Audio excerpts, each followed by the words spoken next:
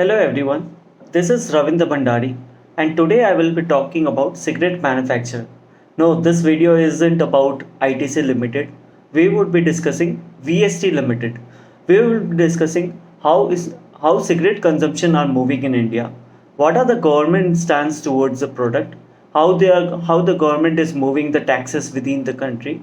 We will also look at the financial statement of VST Limited and we'll see whether the company looks attractive for investment or not. VST Limited, which was earlier known as Wazir Sultan Tobacco Company, was incorporated in 1930 at Hyderabad. Company is involved in manufacturing and selling of cigarettes and tobacco products. Bear in mind, British American Tobacco BAT is the promoter of VST Limited. BAT owns 32.16% stake in the company. BAT also owns 29.4% stake in ITC, but in ITC, BAT is regarded as an investor and its shareholding is been classified as a public shareholding and not as promoter, while same BAT is been classified as promoter in VST Limited. The business model of cigarette companies are very simple. It requires a very small capital to in terms of fixed assets to run the business. They normally these companies run a very lean balance sheet. They have negative working capital, which means they will give a short period of credit to their customers, while the payment to their creditors will be a bit delayed, and hence the business itself will generate capital to run itself. In India, there are only three players. VST Limited is one. ITC is a majority player, and they have some 80% of the revenue pool in the listed cigarette space. And the third player is Godfrey Philip, which sells the brand Marlboro in India. Hence, the manufacturer has a decent bargaining power because the cigarette suppliers or the dealers, the panwala shops are very well distributed across the country, and hence the cigarette manufacturer will hold the upper hand in terms of bargaining power. If we look at the business of VST Limited, it would be a delight for any investors. A company has been able to generate 35% kind of EBITDA margin throughout the last decade. Asset turn, which means revenue which is generated over an asset base, has been over 5x. Business needs very small amount of sustaining capex, and hence we see that the fixed assets hasn't moved much within the business.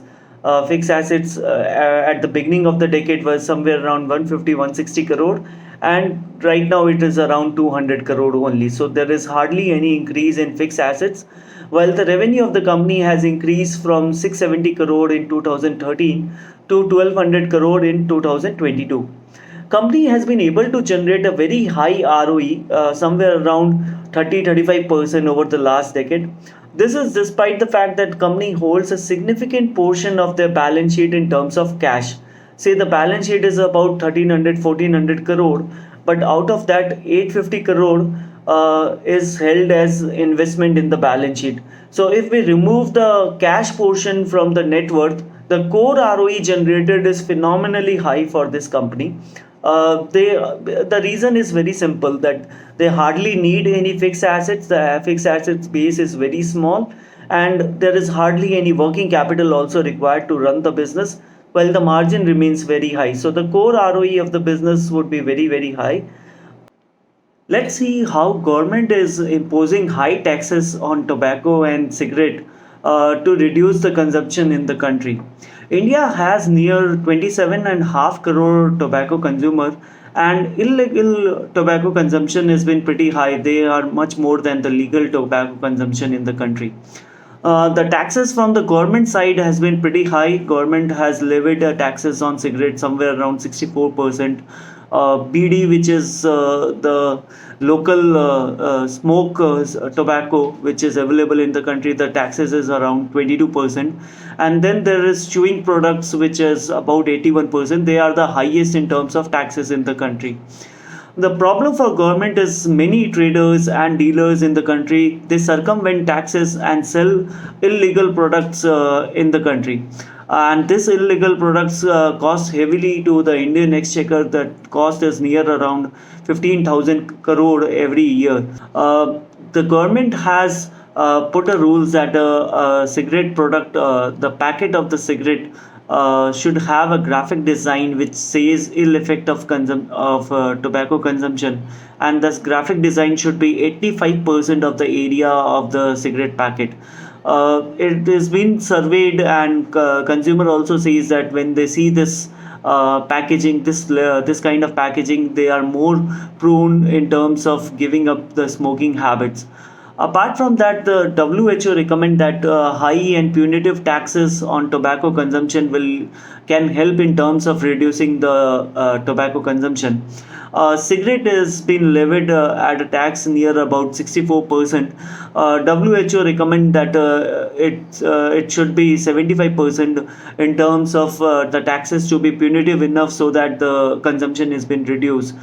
We can say that India is very much there in terms of bringing the cigarette to a very high tax bracket. That WHO recommendation is near about 75%, while India existing tax rate is about 64%. India has been able to reduce cigarette consumption among the adults in last 6 7 years. As per to the data filed by Government of India, the tobacco consumption among the youth has fallen by 17% since 2010 to 2017. The government has filed this data with the international body, where they have said that the percentage of adults using tobacco fell from 34.6% in 2009-10 to 28.6% in 2016-17. So we can say that the initiative which has been taken by the government in terms of the graphic design on the cigarette packet, the taxes, the prohibition which the government bring in terms of restricting smoking in public places. Few state government has also gone ahead and imposed a ban on sale of loose cigarettes. So all these things actually has helped.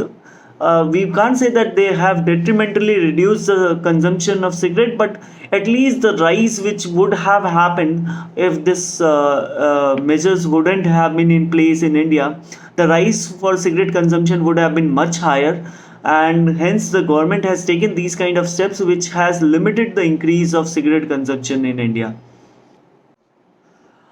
Besides the above stated measures, the government of India has restricted FDI investment in cigarette manufacturing in India in 2010. This has restricted any new foreign companies to enter in India. Hence, there are only limited players which are competing in the space. Any new investment is not possible. Also, since the advertisement has been banned on cigarette promotion, so any new in local companies will also find it difficult to place their product because the advertisement has been banned in India. Hence, the market of cigarette in India will remain with these three listed companies: VST, ITC Limited, and Godfrey Philip. Uh, but given this background, where we see there is enough pressure to reduce the consumption of cigarette, while if one interact with the youth in the country, what general trend we found is that people are avoiding to take up cigarette as an addiction. The youth are avoiding cigarette to pick this as a habit, as addiction. But there has been a general increase in casual smokers who might try for few occasions, but they are not taking this as an addiction. So there is general increase in terms of number of smokers, but they are not taking this as a habit or as an addiction. There So this seems like a case where the people who have been hooked or say addicted to smoking, they will continue to do so, because this is a very difficult habit to leave. And there would be a small increase in terms of people who are taking this as a casual smoking. As a result, there would be a limited increase in overall volume. However, if the government or society is able to contain the illegal cigarette, because illegal cigarette also come with more harmful effect on terms of health, So if we can curb the consumption of illegal cigarette, the legal cigarette will have a higher volume, and there would be higher revenue from the for these companies. Volume in legal cigarette has been difficult to grow as the government has taken punitive stance on taxing the legal cigarette. Though VST volume has been able to recover from the lows of 2015, VST sold near 7,540 million cigarettes in FY 2015, while the sale of cigarette in FY 21 was 7,866 million. I remember in ITC annual report, it was mentioned that the legal cigarette has lost around 5 percentage points to illegal market in last decade. So what has happened is government taxes has able to contain the volume of the cigarette increase, but the larger impact has been on the legal cigarette market, while the illegal cigarette has been flourishing and capturing higher market share in the country. One important thing on annual report of VST Limited, they had shared some insight on industry and company operational performance in FY21. As their annual report has been a very plain vanilla kind of product, they only present the regulatory requirement in their annual report. They don't share industry insight or much details about the operations in their old annual report. In FY21, they have shared the industry concerned in their annual report that legal cigarette has been only 8% in terms of tobacco consumption in terms of volume, but they contribute 80% of the tax revenue to the government. They have also mentioned in their annual report that Charms and Total is fifth and eighth largest brand in India. Total has been mentioned as the fastest growing cigarette brand in the country, while Moments brand, another cigarette brand from VST, has been the newest addition in the portfolio. As we know that ITC holds near 80% of tax revenue in the listed cigarette space, we will only compare VST and Godfrey Philip in terms of understanding how the competitive intensity between the two companies has been panning out in last few years. We will see that VST Limited revenue share between the two companies has increased from 24% to 31% since 2014, and similarly it has been reflected on the EBITDA side that their revenue contribution among the two companies was 37% in FY14, which has increased to 44% in 2021. So there has been an increase in revenue and EBITDA share for VST Limited, which says that their competitive intensity has improved in last few years. To understand the valuation of cigarette companies, we have to look at the movement of shareholder in VST. One of the reasons for underperformance of cigarette companies is tough stance taken by ESG investors, primarily FIIs. As we can see from movement in shareholding, FII has been a consistent seller in the stock. FII shareholding in VST Limited has moved from 8.9% in March 2019 to 1.8% in December 2021. Similarly, trend was seen in ITC Limited, where FII stake has moved down from 17% to 10% in last 11 quarters. FII selling in Godfrey Philip, the company which sells Marlboro brand in India, has been less brutal. And this is because of one of their key anchor investor, Jupiter, where the FII through Jupiter hold 7.6% stake in the company, and which has been they are consistently keeping a high stake in Godfrey Philip. Otherwise, the FII stake even in Godfrey Philip has come down. Also, bear in mind that FIIs are less influenced by price when they take their buying or selling decision. Hence, they will not stop buying, considering the valuation of any company at any particular point of time is very high. Similarly, they will not see the valuation has been very cheap before they want to completely exit any cigarette company. So if they have made up their mind that they are going to exit cigarette companies because of ESG concern or any other concern, they will not look at that the valuation has been very cheap before selling. The good point at VST Limited is FII's investment or stake within the company has already been at 1.8%. So there isn't any significant or meaningful stake left with FII to further sell down and bring the share price and valuation lower for VST Limited. Let's look at valuation. VST has been a good dividend yield stock, which should be able to give 4% as dividend yield at current price. As can be seen from table, dividend has been growing near 10% every year in the past few years. So we can expect that the dividend per share should also go up further in future, in case there is some increase in cigarette volume or there would be increase in profit due to inflation. Also important to note here that despite the fact that the VST was able to give 3.5-4% dividend in past few years, it was consistently was able to increase its cash balance. So cash in its balance sheet has been growing considerably in past few years, which means company was generating even further cash beyond that 4% dividend yield, and hence there was accumulation of cash balance. There is a cash balance of 850 crore in its balance sheet. So when we see that the company is trading at a market cap of 4500 crore, the enterprise value of the company need to deduct that cash balance, and the enterprise value of the company is somewhere around 36-3700 crore. This cash generating machine, VST, has been well covered by Professor Sanjay Bakshi in one of his classes, and there is a link on which in which how he explain the cash generating machine of VST Limited. I'll attach that link in the message box. As you can see in the article that the company worked with negative working capital, and the capex requirement was also very limited on the company. The cash will keep on accumulating, and if the company is giving only 4% of dividend yield, you will see that the cash balance with the company will increase further. So that act as a cushion in terms of investment, that nearly 20% of the market cap is lying with the company as cash balance. And despite the fact that the cash balance is so high and increasing, the company is able to give you 4% dividend yield. That gives the comfort to the shareholder.